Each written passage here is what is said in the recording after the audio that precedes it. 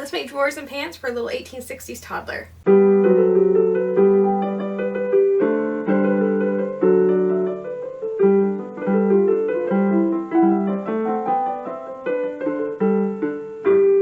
Hi everyone, my name is Caitlin. I'm a living historian who educates other living historians by teaching old-fashioned sewing skills and copying original garments.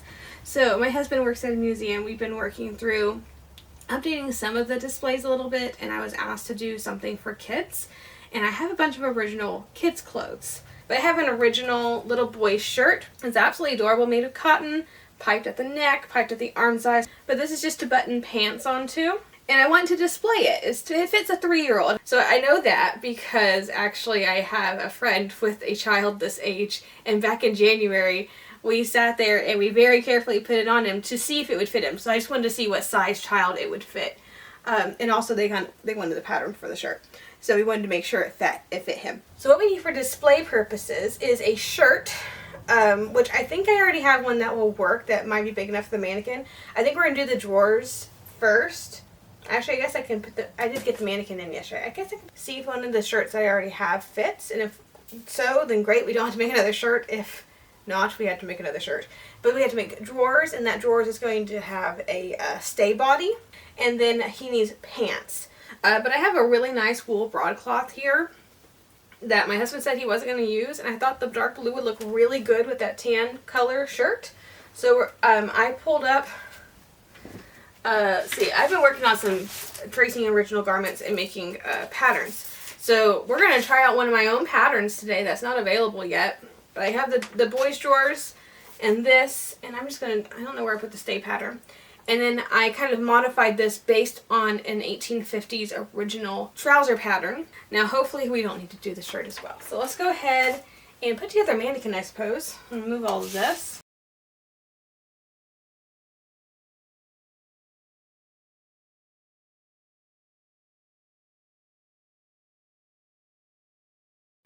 This looks like it'll work. They're actually going to be a little too small. Well, no. And they'll be lightly gathered. Okay, good. Alright, it looks like this closed shirt will work. Alright, so I found a closed shirt that looks like it'll work that we made quite a while ago. I think it's supposed to fit up to 12 months or 24 months. But look at that. It's a little big. Usually these things are a little bit bigger, but it'll work for display purposes now, won't it? Perfect. Okay, I will link the video for when we made these in case you're interested.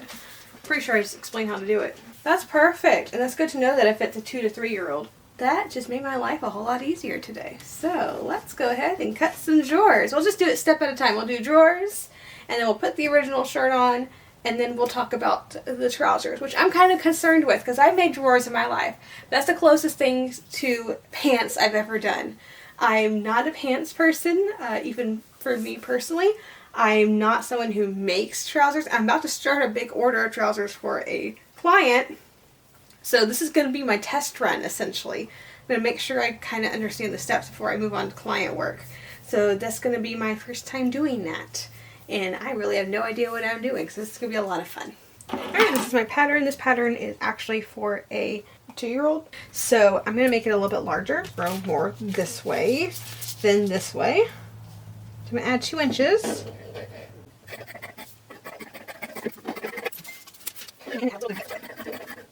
I've already lengthened this waistband, so I'm just going to cut this exactly as the pattern is. I ended up not using my pattern for the stays, but instead cut a 6-inch strip 21 inches long, just like last month.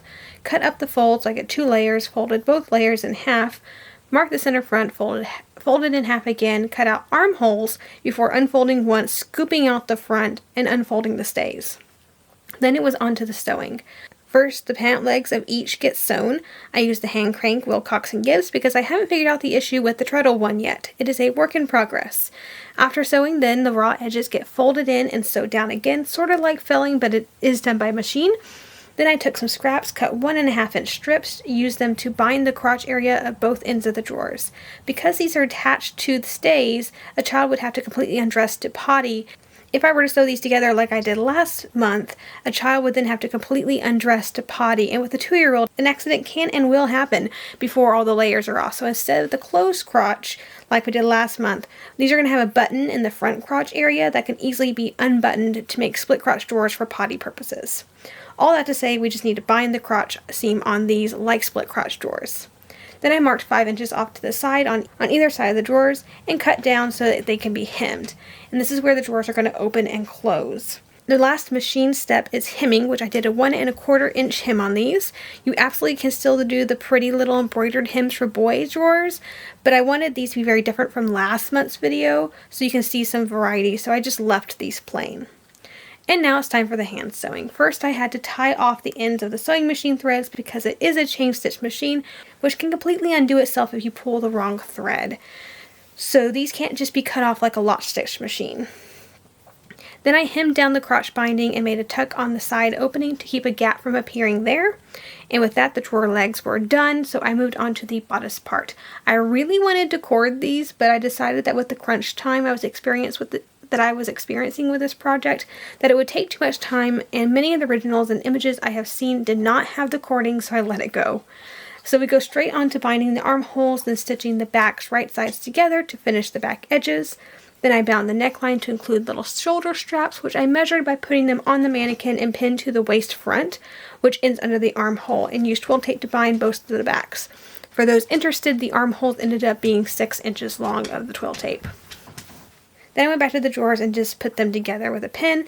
The next step was matching the center front of the stays with the center front of the drawers, and I whipped them both together in the back and the front.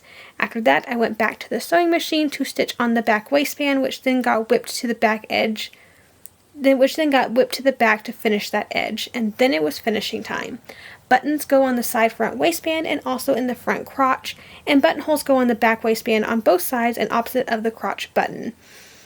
The final step for the drawers is ties in both the back bodice part at the top, middle, and bottom. Alright, let's put on some drawers. So, here they are. They're so cute. Put them here. Oops. I forgot that this one actually has this as a leg. My other mannequins don't.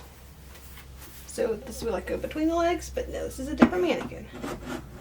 Alright, let's redo that.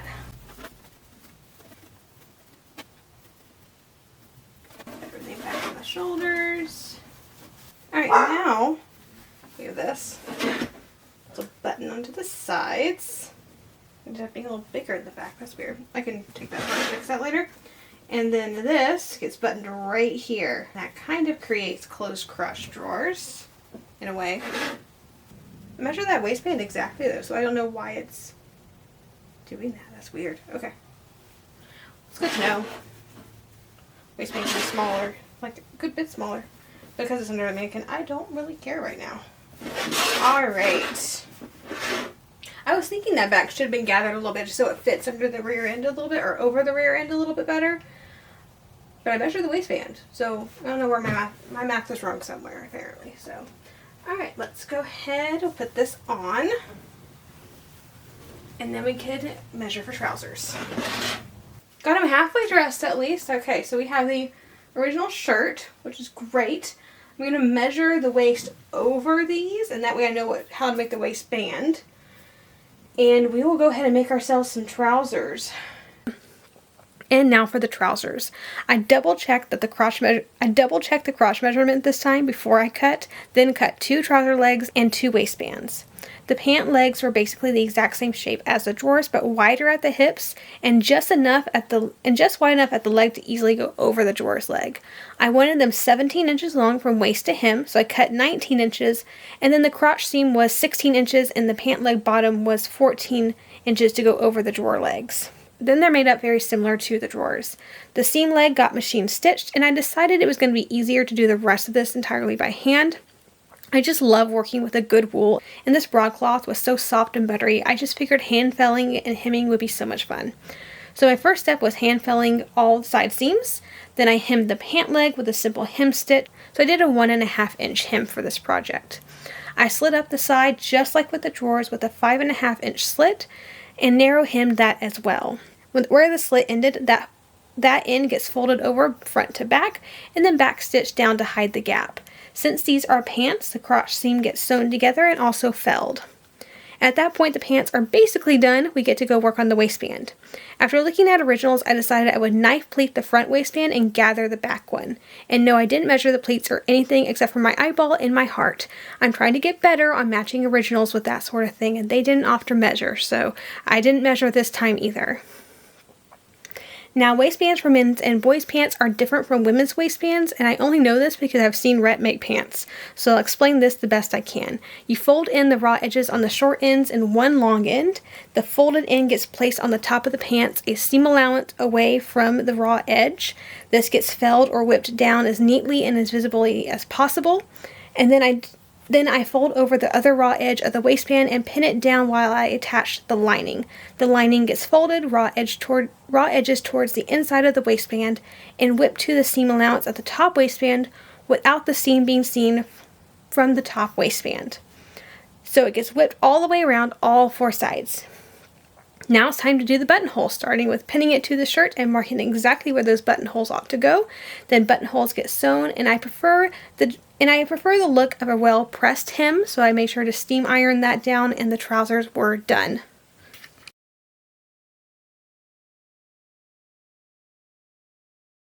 Okay, so this is how it would have looked had I not done all of this, just the shirt and the shirt. So let's take it off. We'll put everything back on. This, which I will remember to put through the leg hole.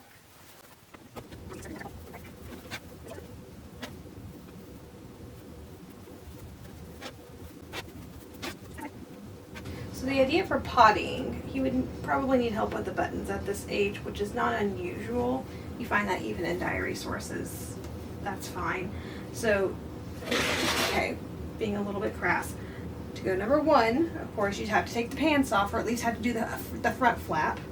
And then you can undo this button if you need to, but you may not actually have to, because it's a little boy. And if you need to go number two, you'd have to take the pants off, and the back of this could flip up, and he could sit on a toilet. A little bit involved, but it doesn't take more than 30 seconds to undo all these buttons. And I'm going to pin this shirt to the pants in a couple of places as well, just to make sure that the stress isn't on the buttons. But there were definitely buttons here, here, here, here, and here that we are missing. Get the front. I probably could have put as many buttonholes as would have originally. That may have actually looked good. Oh wait, I forgot to iron all this. Let me iron it. Stick this leg into this one.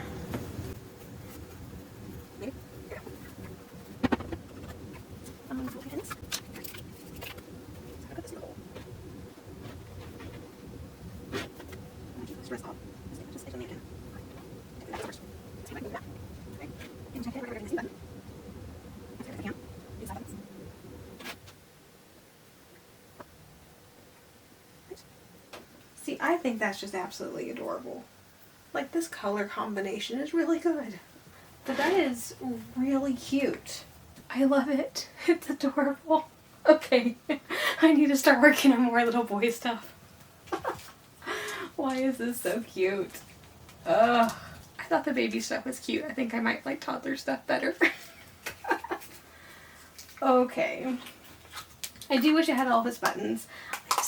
I do have lots of similar vegetable ivory buttons, but none of them are this big. Mine are all 3/8 inch. I think these are 5/8. So what I might do is look online to see if I can't find similar ones, because eventually we are going to copy this. I mean, I did take a tracing of it. So down the road, we will be copying it exactly. And I actually have very similar fabric. Let's see. But it's similar. So yeah. So that'll be a down the road project, and likely I'll do it in about 6 to 12 months, because I don't want this on display all the time. I want to give it time off display, and so until I find another one of these that I can just switch them both off for conservation and that sort of thing, I'll likely make a replica, and that way we can put the replica on display when it's not being worn.